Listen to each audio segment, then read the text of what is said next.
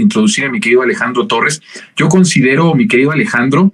que el próximo sexenio tendrá que tener mucho más apoyo y movilización en las calles que el de López Obrador, porque López Obrador es una figura única en la historia, y como él son líderes que nacen cada no sé cuánto tiempo, ¿no? Hay quien dice que cada siglo, no lo sé. Lo que sí puedo decir es que para el próximo sexenio, si no arropamos, si no estamos alrededor de Claudia, si no la cuidamos, si no respaldamos este segundo piso de la transformación, va a estar muy amenazada con respecto a todos los poderes que se están empezando a afectar, sobre todo con esta reforma que pretende el presidente López Obrador con respecto a las pensiones, ¿no? Que es una de las más radicales que ha mandado o que está planeando en todo su sexenio. ¿Cómo ves esa parte antes de ir al tema que traes tú, mi querido Alejandro?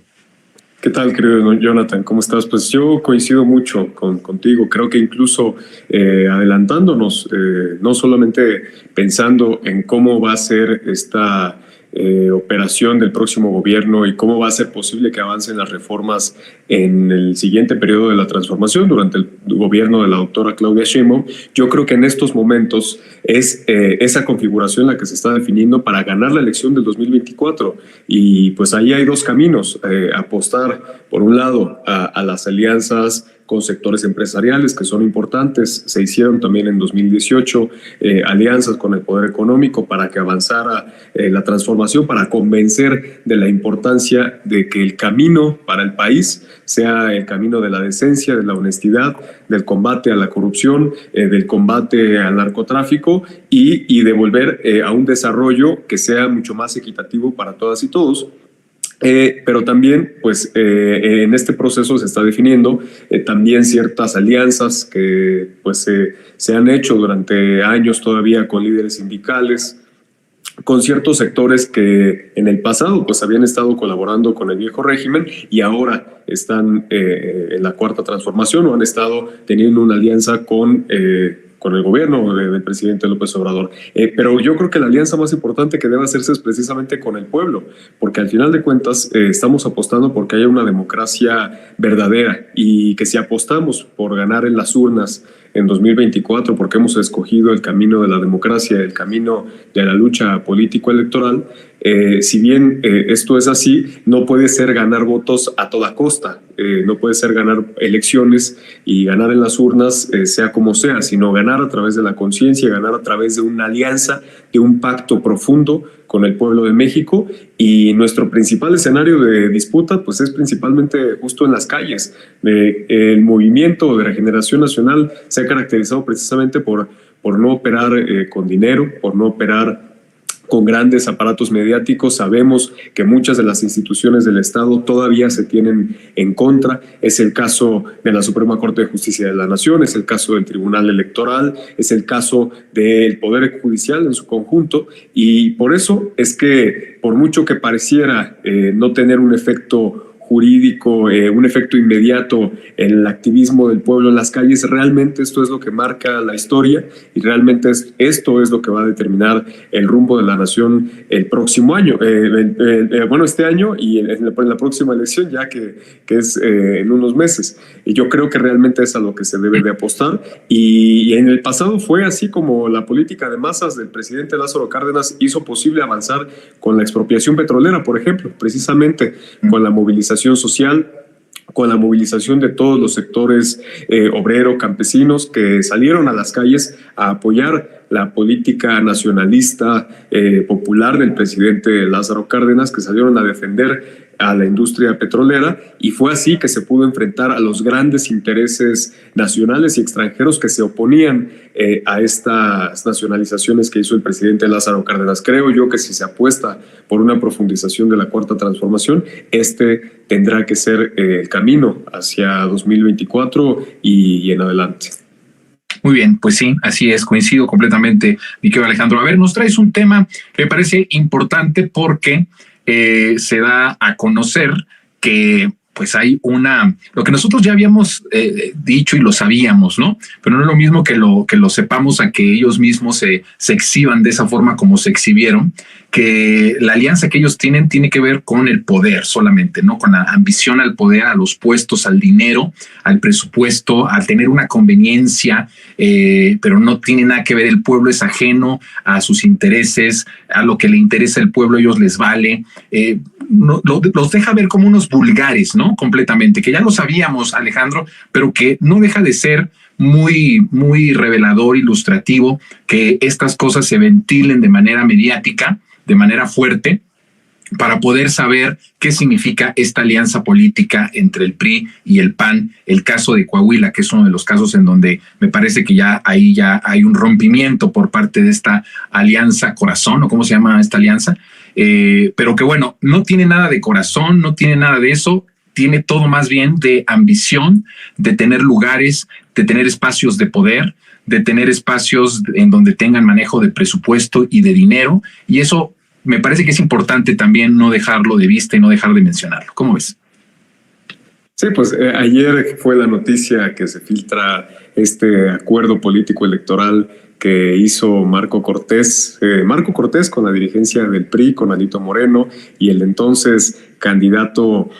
por el PRI, que encabezaba obviamente la coalición en Coahuila, Manolo Jiménez, hoy gobernador de Coahuila, con Rubén Moreira, también actor político de los Moreira, priista, también con un pasado de corrupción muy conocido en todo el país. Y bueno, pues estos personajes firmaron, como el propio Marco Cortés, no por una filtración de Latinus. Latinus no hace ese tipo de investigaciones. No llega tanto Guillermo Sheridan y el grupo de investigadores y especialistas que tienen en Latinus, sino que la propia oposición y los propios líderes de la oposición tienen que salir a ellos mismos. Pues son criminales confesos, ellos salen a exhibirse solos. Uno no sabe ya si es por ignorancia, por torpeza de las dirigencias de los partidos, o porque realmente se saben tan impunes con el Poder Judicial, saben que tienen tal nivel de protección con los jueces y magistrados de este país, que saben que pueden publicar en sus redes sociales un delito como que fue el que compartieron el día de ayer, porque pues es un delito llevar a cabo un acuerdo como el que ellos firmaron en papel el año pasado al firmar la coalición rumbo a la elección del 2023 en Coahuila y en Estado de México. Pero en el caso de Coahuila, solamente para hacernos una idea, que es lo que nos hace el favor de ventilar Marco Cortés el día de ayer, pues se comprometen, entre otras cosas, a entregarse entre ellos, a pactar territorios, esto es distritos locales, distritos federales, secretarías del propio Estado, la Secretaría de Infraestructura y Obras Públicas, Fiscalización, Medio Ambiente y Turismo, dice 20% de las subsecretarías, organismos descentralizados, desconcentrados, subsistema de educación. Y ojo aquí con los que continúan. Instituto de Transparencia, pactan también los institutos de transparencia, ellos tan defensores de los organismos autónomos, tan defensores de la transparencia, pero en los hechos, como su auténtica doctrina es la hipocresía, en los hechos ellos se entregan y conciben a la política como un reparto del poder y de los bienes públicos. Entonces se entregan el Instituto de Transparencia, no por supuesto para llevar a cabo una correcta fiscalización del gobierno que ellos van a tener, sino para tener en su poder este instituto y que por supuesto sea una simulación, no sirva para nada el Instituto de Transparencia. En la descentralización, la infraestructura de agricultura, agua, junta de caminos, lo ponen como algunas opciones, ¿no? Es como carta a los Reyes Magos del PRI de Alito Moreno. Dicen 20% de los registros civil y oficinas de recaudación, 20% de las direcciones de los planteles educativos y universidades, 6 notarías y la ratificación de un magistrado. Entre otras cosas, además, ciertos compromisos hacia 2024 que pues seguramente eran los que ya no se estaban cumpliendo, que en este momento de las definiciones de las candidaturas en todo el país pues no estaban ya cumpliendo con los acuerdos a los que se comprometían también para repartirse el territorio rumbo a 2024. Y es que esto es solo una muestra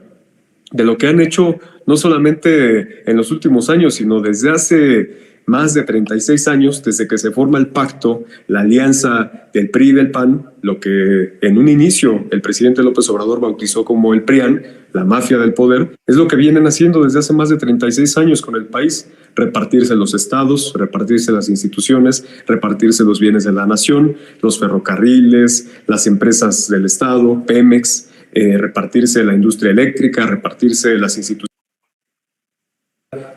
Pues todas las instituciones y bienes del Estado que había antes del neoliberalismo, para entregárselas antes de ellos. Y esto es una clara muestra, evidentemente muy corriente, muy simple, hasta muy chafa, de un documento que ellos firman, pues autoinculpándose de los delitos que aquí pues están cometiendo, de entregar los bienes públicos como si fueran un asunto privado, ¿no? Entonces, pues esto nos refleja lo que son, lo que siguen siendo y no van a dejar de ser hacia adelante. Seguramente eso mismo firmaron en el Estado de México en caso de que fueran a ganar el Estado de México, que por supuesto no ganaron, y lo mismo seguramente ya hicieron con la Ciudad de México y con el país para la elección de 2024. Ojalá estas investigaciones que también se hacen por ahí pudieran filtrar más de estos acuerdos para que pudiéramos conocer y el país, la nación, pudiera saber cuáles son los acuerdos y qué alcance tienen pues los acuerdos, los pactos que tienen entre la mafia del poder. Le das a un punto bien importante, mi querido Alejandro, que es la parte de la repartición. O a lo mejor la lista que vemos en Coahuila hasta suena, como tú dices, hasta vulgar zona, ¿no? Es bastante vulgar el decir, y ya imagínate los tonos ahí de Alito, que es una finísima persona, negociando con el otro de Marco, ¿no? De el 20% del Poder Judicial, el 20% de acá de las notarías, y repartiéndose así el botín, ¿no? Imagínate, esto es solamente un retrato, pero dices muy bien con respecto a nivel nacional. ¿Cómo se estarán repartiendo o cómo están pensando repartirse a la nación si volvieran ellos, que hoy evidentemente que no va a suceder, pero en ese escenario, cómo se están repartiendo, cómo se repartirían al país, ¿no? Imagínate eso, Pemex para Alito Moreno, la CFE, no sé para quién más dentro de ellos, el negocio del crimen organizado, las privatizaciones de lo que viniera. O sea, imagínate el escenario de lo que podrían ellos hacer si en una escala tan pequeña de un estado de la República, todo lo que exigieron hasta la imposición, ¿no?, de un magistrado, la cuestión de la transparencia, que además eso de la transparencia tiene un sentido en la parte en la que ellos podrían tener una manera de presionar, ya estando ahí en esa transparencia, de presionar a que cumpliese ese gobierno, ¿no?, en este caso del PRI, con todas estas solicitudes, peticiones que se hicieron, o sea, como una manera de presión. Por eso tal vez quieren el Instituto de la Transparencia. Si no me cumples, empiezo a hacerte investigaciones, o si no me cumples, empiezo a presionarte con la corrupción que vas a generar. Mientras no me incluyas en esa corrupción, yo la voy a dar a conocer. Es decir, sí, lo que estamos viendo es una forma de cómo se repartieron Coahuila, de cómo pensaron repartirse el Estado de México, de cómo están pensando repartirse con el cártel inmobiliario la Ciudad de México, y de cómo se repartirían al país. Por eso yo he dicho, si ellos logran truncar la transformación, vendrían a destruirnos, o sea, vendrían por todos.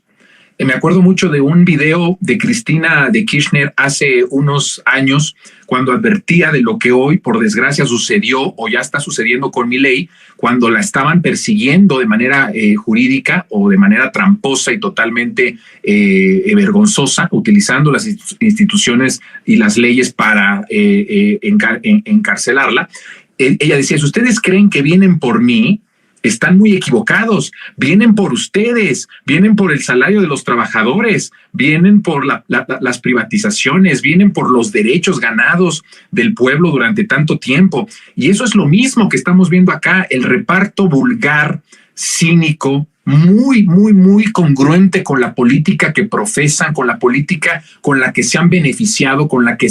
han saqueado al país, con la que han empobrecido al país, en una escala muy pequeña, pero esa es la escala de cómo se repartieron el país durante tanto tiempo. por eso lo desgraciaron. Y como lo van a seguir repartiendo, si en algún momento, tal vez no Xóchitl, pero en el futuro, lograran volver a la presidencia de la República, Alejandro. Sí, es un ultraje a la nación lo que ellos ya están planeando, lo que cometieron durante tantos años mientras tuvieron el país en sus manos, y es lo que plantean seguir haciendo. No han cambiado, son más de lo mismo, más allá de que hayan puesto a Xóchitl Gálvez o a quien hubieran puesto al frente. Realmente quienes siguen decidiendo y quienes firman estos acuerdos son ellos mismos, son el mismo grupo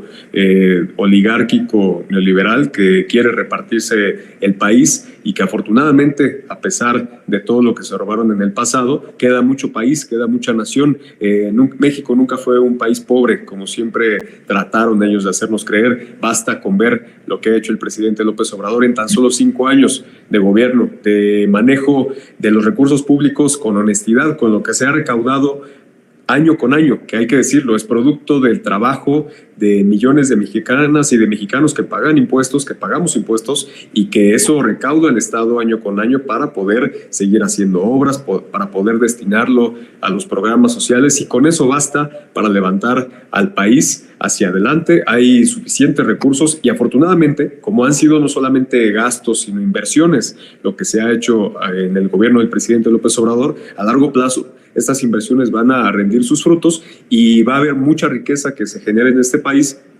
para poder repartirla, porque para poder repartir y distribuir la riqueza tiene que generarse, y es justo lo que se está haciendo, generar riqueza pública que se pueda distribuir de manera adecuada, de una forma mucho más igualitaria hacia los próximos años. Y pues aquí ya dependerá de la gente en 2024 si decide seguirle dando algunas cuotas a estos personajes, a esta mafia que concibe el poder público como un negocio privado, como un negocio familiar, y no deberían, con esta forma de hacer política que tienen, tener derecho ni siquiera a una concesión, a una diputación federal, local, a una presidencia municipal, porque como lo ha dicho el presidente López Obrador, el presupuesto público es bendito precisamente por ser producto del trabajo de millones de mexicanas y de mexicanos, y también debe entenderse esto como no solamente una forma del PRI y del PAN de hacer política, sino una forma de hacer política neoliberal que ha predominado, como bien dices, en muchas partes del mundo en donde el neoliberalismo se ha instalado. Ha sido un sentido común en donde la normalidad era precisamente repartirse el poder público de esta forma, y esto es lo que también debe de combatirse dentro de Morena hacia los próximos años, una vez que el presidente López Obrador ya no esté en la conducción de este movimiento, en la conducción del gobierno. Debe de mantenerse esta guía ética, moral, como una forma de hacer política en la que no solamente señalemos al PRI y al PAN por estas prácticas, sino que se entienda como una forma de hacer política que también puede afectar a todos quienes no pasen por un proceso de formación política. Y hay que decirlo, muchos de los chapulines que han salido huyendo del PRI y del PAN, astutamente, augurando la derrota que van a tener en 2024, pues ellos vienen con una mentalidad de repartirse los cargos, de esperar un pedazo del pastel que tener en los próximos años, y hay que predicar de este lado con el ejemplo en la Cuarta Transformación y combatiendo esa forma de hacer política que como decía por ahí Gramsci, pues lo viejo no termina de morir y lo nuevo no termina de nacer, y es en donde más debe de combatirse con mucha fuerza esta forma de hacer política. Muy bien, mi querido Alejandro, pues te agradezco que estés con nosotros de nuevo en este año 2024, donde vamos a tener muchos temas y mucho que comentar en esta coyuntura electoral, que más que una cuestión meramente de cuestiones políticas o electorales, es la disputa por el país, ¿no? Si podemos construir el segundo piso de la transformación o se va a truncar la transformación. Entonces creo que es fundamental tener voces como la tuya, y te agradezco mucho que este año estés de nuevo con nosotros en este espacio, que es tu espacio de Resentidos. Nos vemos el próximo miércoles. Te mando un fuerte abrazo. Un fuerte abrazo, querido Jonathan, y un saludo y mis mejores deseos para este 2024 a ti y a toda la audiencia. Un fuerte abrazo. Fuerte abrazo, mi querido Alejandro Torres. Qué importante lo que nos está comentando y lo